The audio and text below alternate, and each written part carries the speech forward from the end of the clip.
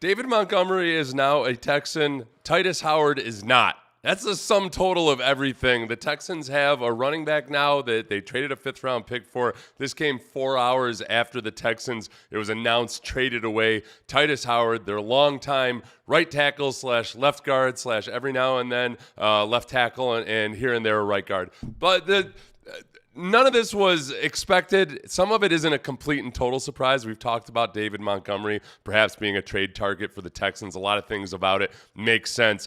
When the Texans drafted Woody Marks last year, I, as well as others, said, wow, if Joe Mixon and Woody Marks can be kind of like what they have in Detroit with David Montgomery and Jahmyr Gibbs, that would be really, really cool. If only you had a really good offensive line that they could run behind.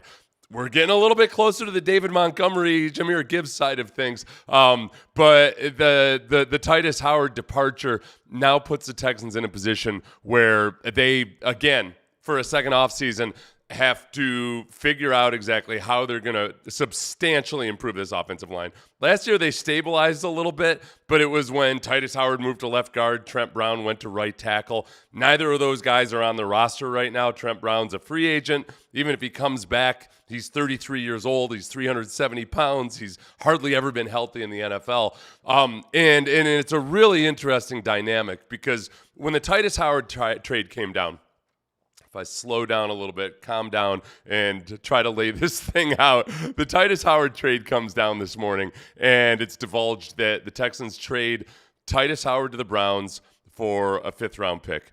And the Browns would give Tytus Howard a new contract, 3 years, $22 million per year. There's two elements to this. That one, the people were upset about the fact that the Texans only got the Texans only got a fifth-round pick back for it. I think some of that is just simply because they don't view Tytus Howard as a $22 million per year offensive tackle. He's in the last year of his contract. He was possibly or probably agitating for a new contract. So they figured, all right, if he's not going to be in our long-term plans at a price that we actually feel comfortable with, we'll send him off up to the Browns, who are in their own offensive line rebuild right now. And what I don't worry about is whether that was a fair price or not, given the contract considerations. Because for anything Nick Caserio has done well or not done well, that Nick is plugged in and I think understands and knows what options are out there when it comes to other teams potentially trading for a guy. Like, he's one of the most active traders in the NFL. He's plugged in. He makes his phone calls. He has his conversations at the combine. The other side of the negativity about it, if I bring up let's see if I've got the right one. Pender poll from Sean Pendergast for Texans fans. The Texans traded Tytus Howard to the Browns for a fifth-round pick. They open up around $4 million in cap space. Do you approve of this deal? Yes, I approve, 38%. No, I do not approve, 62%. We'll come back to that poll for other reasons in a little bit. I think the other part of the negativity about the Tytus Howard trade is because Texans fans justifiably don't feel confident that Nick Caserio or the Texans are going to be able to actually build a competent offensive line. Last year in 2024, they get rid of 3 of the original starting offensive linemen from 2024, and the thought is, all right, aggressively rebuild. Do something like what the Bears did, where they added 3 veterans by a trade and free agency before the draft, and then they drafted an offensive lineman.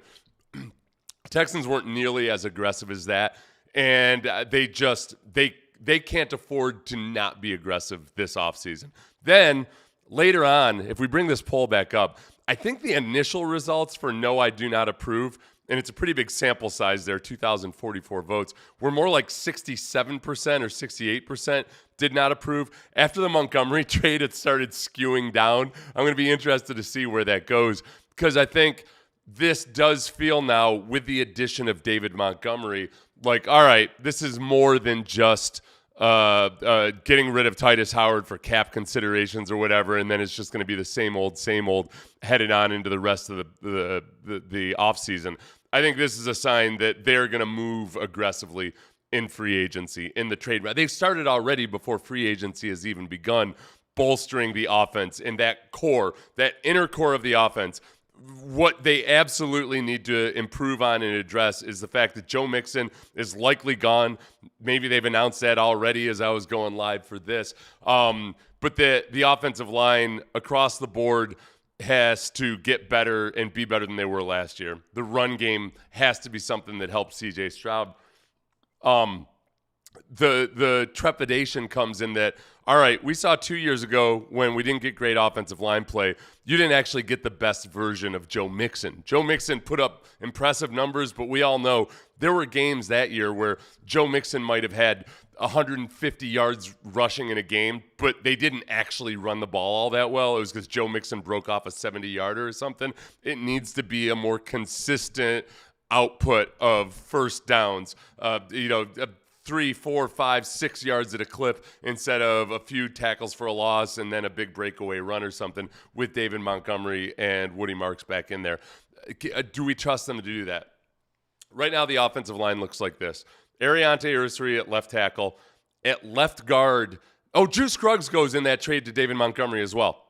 Let's bring that up. So the David Montgomery trade ends up being the sum total of it ends up being a 5th-round pick and Juice Scruggs and one other thing that I'm missing, I believe, or leaving out. Let's see. From Mike Garofalo. The Texans were David Montgomery's preferred destination if he was to be traded. The Lions maintained communication with Montgomery throughout the process. He lands in Houston, which pulled off 2 trades today. Let's see. The trade for David Montgomery, they gave up a 4th, a 7th, and Juice Scruggs. Okay, so let's see. The 5th-round pick, I was wrong on that. They gave up a 4th, a 7th, and Juice Scruggs. So Juice Scruggs in there. The guys that would be available right now: Jarrett Patterson, that Jarrett Kingston, Jake Andrews. You got Blake Fisher at offensive tackle. That's not the dream scenario at offensive line. If they're not aggressive in bolstering the offensive line before the draft, I will freak the hell out. They've just 100%, I'm guessing, are planning on being hyper aggressive in bolstering this offensive line in a way that they weren't last year. Let's see, Scruggs. Yeah, thank you. 5th and a 7th, or 4th and a 7th. Let's see. Scruggs was probably 1 foot out the door anyway. Yeah, I think this year when they gave Scruggs and Laken Tomlinson that chance to compete at left guard, and neither one of them ended up winning the competition. That's signs that it's probably time to move on. I'm willing to give Juice Scruggs, Jarrett Patterson, and any of those guys one more year with Cole Popovich in this system. I don't want to go into next season expecting them to be the answer. And at various times in the past few years, we've done this. We've gone tiptoeing into a regular season where it's a whole lot of, we'll see what we got when we get to the regular season. If these guys can hold up to guys like the Rams defensive line. One more note about the offensive line from last year, because I do not agree with some of the people who acted like there was a vast improvement in the offensive line last year. I thought they stabilized in the second half of the season. The one place that they caught a break somewhat was that they didn't face as many stud interior defensive linemen that could really expose some of their weaknesses in the second half of the season like they did in the first half of the season. They faced those guys in the Patriots game, and they got torn up in the Patriots game. That was after Tytus had moved back to right offensive tackle. But the sum total of it was that it wasn't good enough, not for championship caliber football. And this is a year where you're trying to figure out and decide exactly what you have in C.J. Stroud. The other side of that coin is, man, I know nobody's in a position right now to think, oh dear, what if C.J. doesn't want to be here? I get it. I totally understand that. Whatever the upside or the ceiling is for C.J. Stroud, you got to figure out if you can get it from him this year. And if they don't have a genuinely solid offensive line, I could see C.J. Stroud. Maybe he plays really well, but the offensive line game in the run game hasn't improved actually as much as it looks like it could with the addition of David Montgomery. Who knows what the appetite for C.J. Stroud would be at that point? Like this is a window. And I'm not talking about championship window or anything, but you've got your rookie quarterback you got your quarterback on your rookie contract. You've got one more year to really figure out if you can give a young quarterback all the support he needs. And they got to do it in the next 3 or 4 weeks. It's got to be a combination of trades and free agency moves. Maybe by the time you watch this video, they'll already have made another move because Nick went to work today. I'm going to do a Believe in Texans podcast in about an hour or so. That'll be longer, hopefully a little bit more organized and whatnot. So you can tune into that it'll be a live stream at, I think, 12:30 Central. And everybody else, I will check in with you as we get more information.